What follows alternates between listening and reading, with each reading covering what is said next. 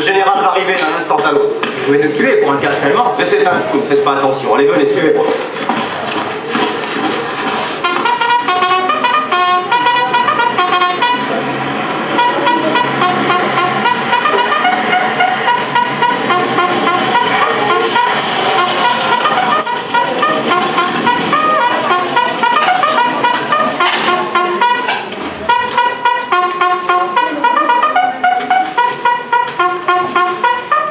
Je vous demande de leur parler.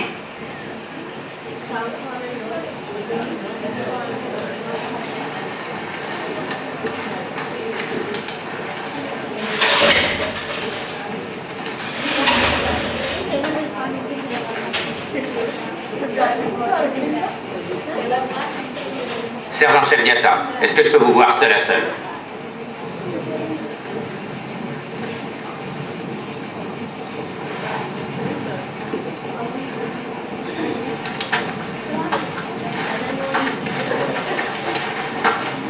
Quels qu'en soient les motifs, même juste, c'est un acte de rébellion. Vous portez encore l'uniforme militaire. Vous devez leur parler. Je ne crois pas qu'ils mesurent l'importance de leur acte. Vous êtes instruits, vous savez. Ils ont fait appel à vous pour nous raisonner. Depuis Morlaix, les officiers nous tiennent le même langage, celui du mensonge. Y a-t-il deux règles dans l'armée? L'une pour les noirs et l'autre pour les blancs? Je n'aime pas quand vous parlez de la sorte. Et comment dois-je parler? Plutôt, je ne dois pas parler. Je dois me taire, c'est ça? Et être complice d'une injustice? Et vous pouvez saisir le gouverneur. Je lui transmettrai personnellement vos doléances. J'irai voir le ministre des colonies si c'est nécessaire à Paris en rentrant. Capitaine, serez-vous devenu le bon samaritain ou le Saint-Bernard de ces vichistes? Le droit ne se discute ni ne se négocie.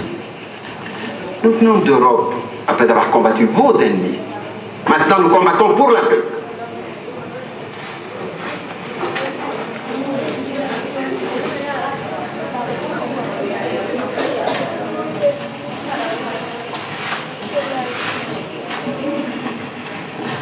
Alors rien.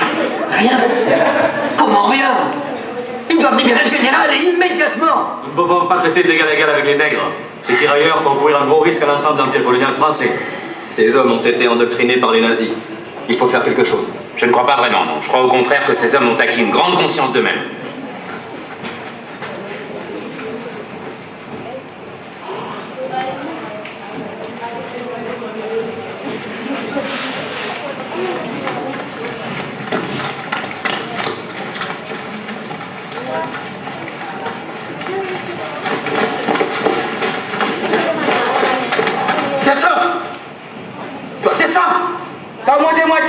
Toi, menti. Toi, soldat, moi, soldat. Moi, connais le fusil pour toi. Pas de munitions. Toi, pas descendre. Moi, monter dessus. Caporal!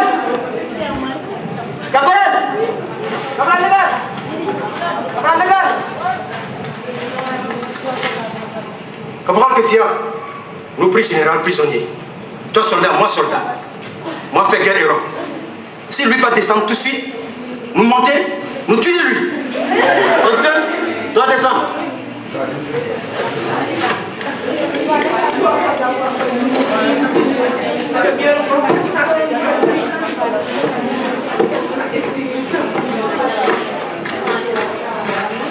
Caporal.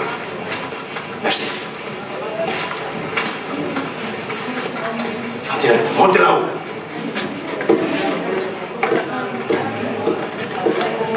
Mais qu'est-ce qu'ils font? Ils occupent le terrain. Et qui tient le sommet, tient la base, messieurs. Il faut demander du renfort et vite. Non, attendons encore. Attendre quoi? Il suffit de les payer.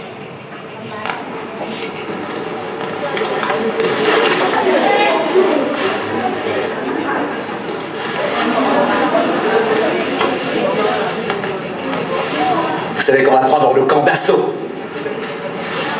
Vous savez très bien, mon général, qu'à la guerre, vous nous avez appris à ne pas faire de prisonniers. Si le soldat attaquait quand, toi, il est mort immédiatement ici. Tu ne vas pas connaître, tu connaîtras. Nous pris le camp. Sentinelle-nous là-haut. Il veut dire, mon général, que nous contrôlons le camp.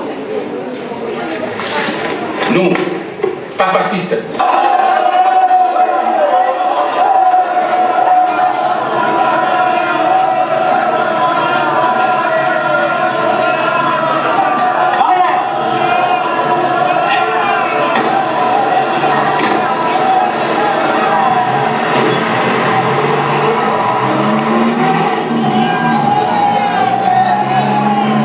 Si, je viendrai au port pour remettre le café pour ma femme.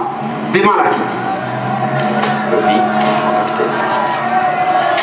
Oui, bien.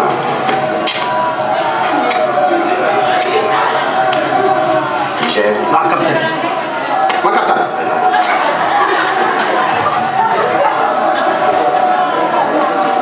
Immédiatement. Bien, mon capitaine.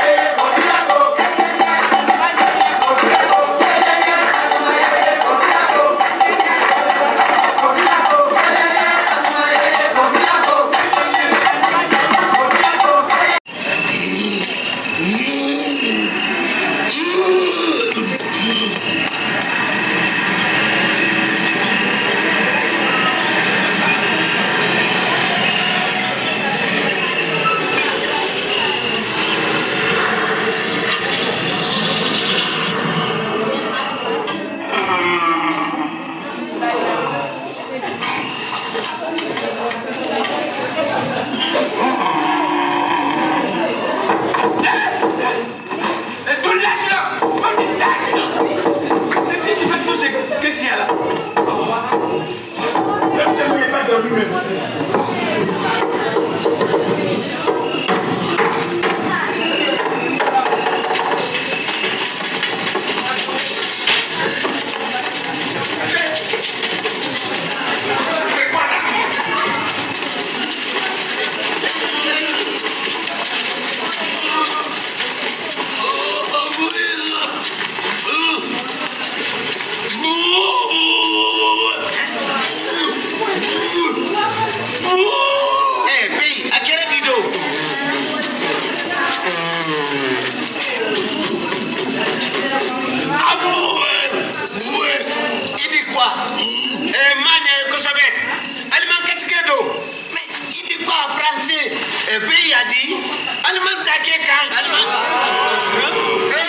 Complètement la tête. Aliment Afrique. Iwa aliment partout. Aliment t'as quelqu'un. Aliment. Il est complètement fou, hein. Il n'y a pas moins de dormir. Pays là, il est complètement fou alors. Il n'y a qu'à tasser lui, hein. Il n'y a qu'à tasser lui.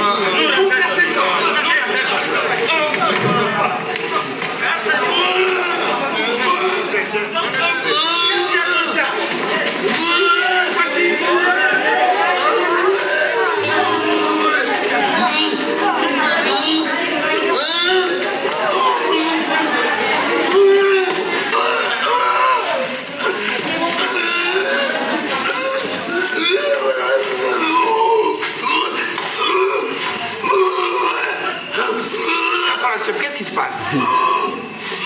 Mais lui a dit, alimente ta quelqu'un.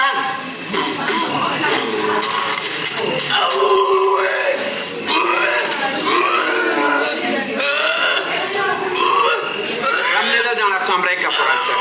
Allez vous coucher.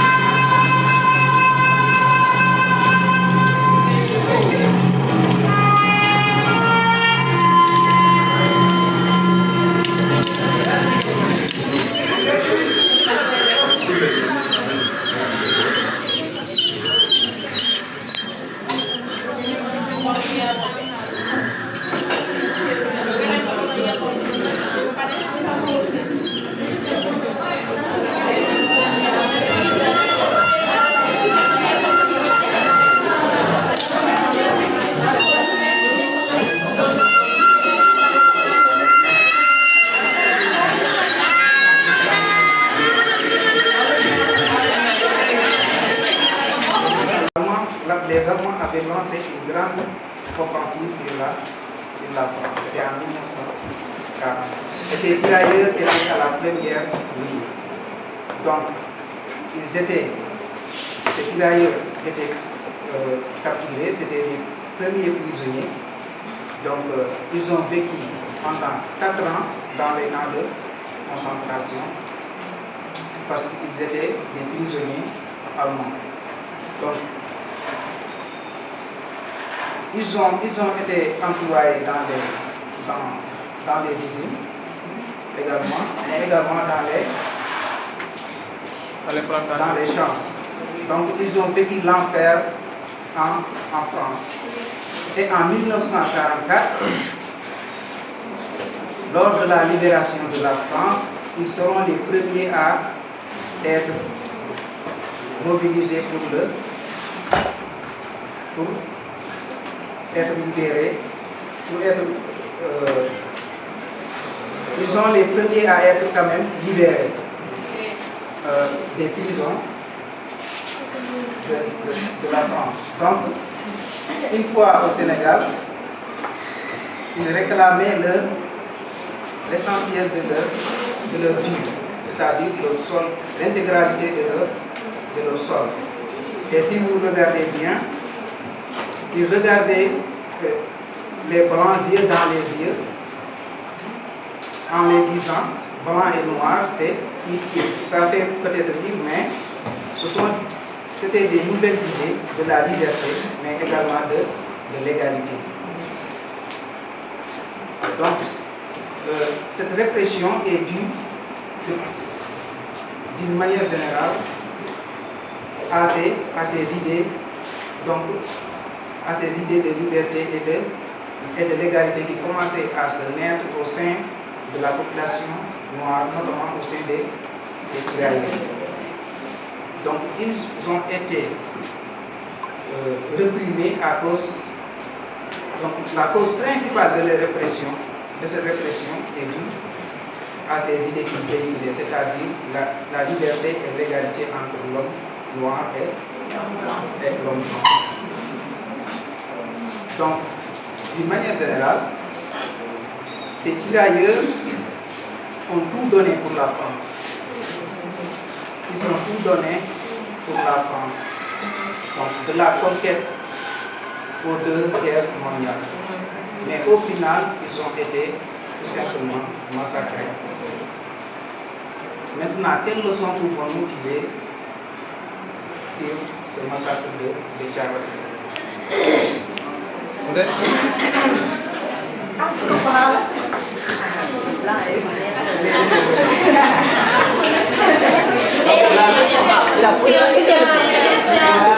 Nous ne sommes pas dans un groupe.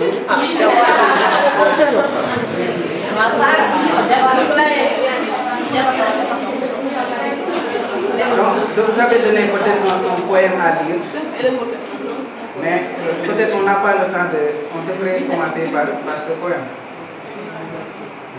Ce poème qui parle qu'ils ne sont pas morts. Pourquoi on dit qu'ils ne sont pas morts? Ces tirailleurs ne sont pas morts parce que leur sacrifice continue à être honoré. Donc ils ne sont pas morts parce que leur histoire continue à être transmise. Et ils ne sont pas morts parce qu'ils continuent à inspirer les nouvelles générations.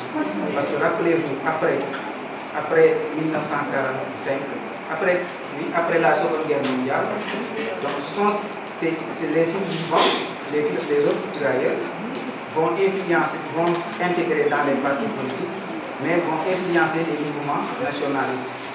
Ils ont non seulement contribué à la libération du monde, mais ils ont contribué également à la libération de l'Afrique. Donc voici en gros l'histoire des tirailleurs. Donc, elle est longue parce que une histoire qui commence de 1957 au début des années 1900, parce que rappelez-vous que ce corps des tirailleurs a été dissous seulement dans les années 1960, après le départ du dernier haut commissaire du Sénégal, Pierre Mesmer. Donc c'était juste au début des indépendances. Donc c'est une longue histoire. L'histoire des tirailleurs était longue, mais elle est très enrichissante. Parce que ce que vous devez retenir, c'est que ces derniers ont contribué à la libération du monde. Parce que qu'est-ce qui a contribué à la Seconde Guerre mondiale? Donc il a contribué à la libération du monde. Ils ont contribué également à la libération de l'Afrique. Parce qu'ils ont réussi à découvrir le vrai visage de l'homme blanc. Parce que rappelez-vous que la Seconde Guerre mondiale, ils ont combattu côte à côte avec les Blancs. donc dans les mêmes lignes. Donc, en général, pour retenir, ce sont des zéros. Ce sont des zéros qui ont combattu pour la libération du monde, mais également pour la libération de l'Afrique. Donc, ce sont des gens à honorer. Donc, s'il y a des questions par rapport à ce...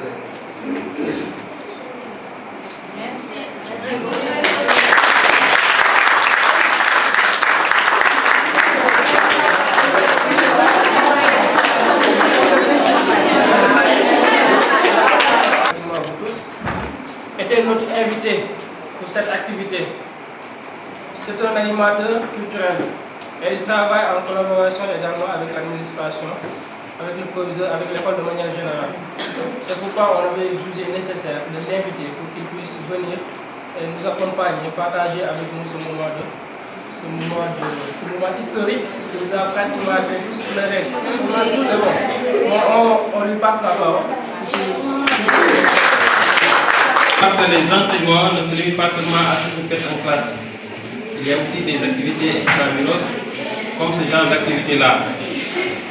Et le CLAP s'inscrit dans cet objectif-là de vous donner un espace d'expression, mais aussi un espace d'épanouissement. La Fontaine disait qu'il faut instruire et plaire. À travers cette projection de film, on se distrait, mais aussi on apprend l'histoire. Et je reviens un peu sur les quelques mots de M. Sy. Cette histoire des tirailleurs ne se limite pas seulement à ce massacre-là. Vous allez voir qu'il y a eu des prolongements, même dans la littérature que vous étudiez. Par exemple, la prise de conscience qui va venir après influencera certains romanciers à dénoncer la colonisation. Vous avez cela avec, par exemple, le bien-être et la médaille de Ferdinand Oueno. Vous avez cela, par exemple, avec la petite vie de Boy de Ferdinand Oueno. Vous avez cela, par exemple, avec le pauvre fils de Bemba de toujours Mongo Petit. Vous avez cela, par exemple, avec beaucoup d'autres romans. Et vous avez cela aussi dans la poésie, même dans la poésie, par exemple, dans l'écriture. Cahier d'un autre pays, Aimé Césaire. Vous avez aussi cela, par exemple, dans le poème de Senghor, Charoy. Tout cela, c'est lié. Pour vous dire simplement que le CLAP, c'est l'interdisciplinarité. Vous y trouverez des éléments qui renvoient à l'histoire, des éléments qui renvoient à la littérature, à l'art et des éléments aussi qui renvoient à la philosophie. Donc moi, je vais d'abord féliciter le coordonnateur, M. Samb, qui n'a ménagé aucun effort pour vraiment la réussite de cette activité-là. On aurait aimé que ça se fasse le premier, je pense, c'était le lundi passé, mais on a eu un contretemps. Mais ce n'a été que partie remise. Les gens se sont préparés. La déclamation des poèmes a été préparée. Cette activité aussi a été préparée. Et je pense bien qu'elle a été bien réussie. Il faudra aussi féliciter tous ceux-là qui sont venus assister à cette cérémonie ou à cette activité. En l'occurrence, le président de Dental, vraiment qui nous a honoré de sa présence. C'est juste pour montrer que le lycée fait partie intégrante du village. Autrement dit, ici nous sommes une communauté en miniature. Nous représentons la communauté et à chaque fois qu'il y a des activités aussi, à chaque fois que de besoin est, nous allons inviter les gens à venir assister à nos activités. Il faudra aussi remercier les professeurs qui ont accompagné M. Samb, à savoir M. Sy, à savoir aussi M. Sambou, français, mais également l'administration, M. Sok, Amadou Sok, voilà, qui est là à nous accompagner. En tout cas, depuis que je suis là, il est là à nous accompagner. Si vous regardez bien, quand vous êtes venu en début d'année, vous avez constaté que le visage du lycée a un peu changé à cause des bancs publics. Donc, il a été d'un grand apport pour nous permettre d'avoir un financement avec le projet ONG JED qui nous a financé pour les bancs publics et le reboisement. Donc là aussi, j'aimerais bien que vous lui donnez, comme le disait l'autre, un tonnerre d'applaudissements. Voilà.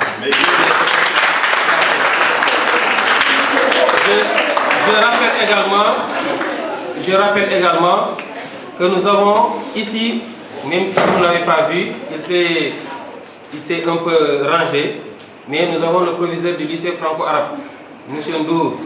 Il est juste là à côté. Voilà.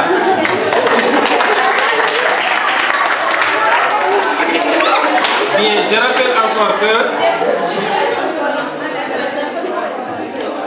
comme moi, M. Nour est aussi un professeur de français.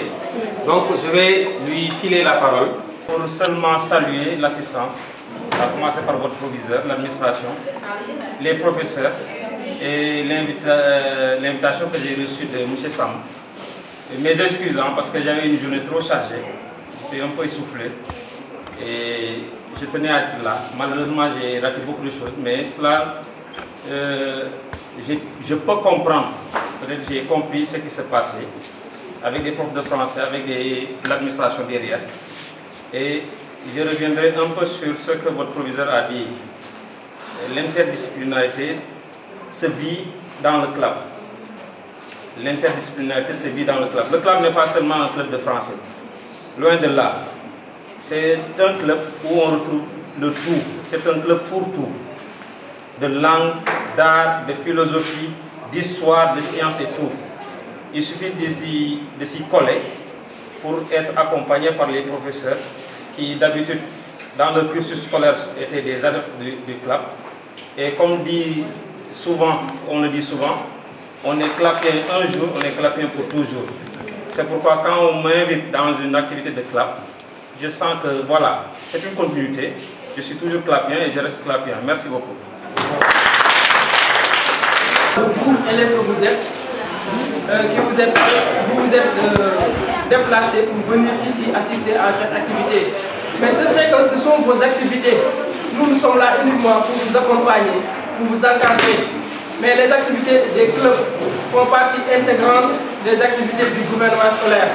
Parce qu'au sein du gouvernement scolaire, nous avons le ministre qui est chargé de l'éducation. Et ça, c'est un prolongement des enseignements-apprentissages. Pour terminer, je vais peut-être aussi remercier l'ensemble des collègues qui se sont déplacés également et sont venus assister avec nous cette séance. Enfin, merci à M. Sock, le président de Dental, à M. Sidak, le capitaine de l'équipe de Dental également, à tout le monde au corps administratif et au corps professoral. Merci à vous tous. Passez une excellente soirée.